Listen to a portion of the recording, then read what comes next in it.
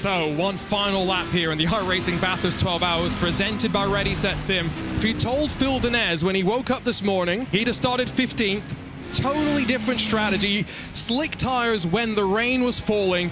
5 years after they debuted at the mountain for the first time in the world of sim racing. It's going to be the Mahle racing team out of the final corner and winners of the iRacing Bathurst 12 Hours presented by Ready Set Sim. A historic moment for both Mahle and for BS competition.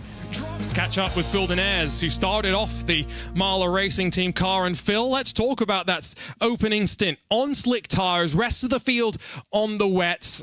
And you pull out a 60-second lead by the time we're 1 hour into the race. What was going through your mind through all of that chaos? My blood pressure was through the roof for the last hour. At the beginning, we realized that we had nothing for anyone in the wet. We gambled with 20 seconds to go before the grid to put slicks on. And the first 2 or 3 laps were actually surprisingly stable. I mean, it wasn't quick, but it was enough to be stable. And once the switchover happened, it was game on. It was just hanging on for dear life in the rain, and I can't believe it. I have no idea how we managed to win this, but here we are. So I'm just over the moon. And Mahle Racing, they've been by our side for so long now, and finally we can get a huge win for them. I'm so happy.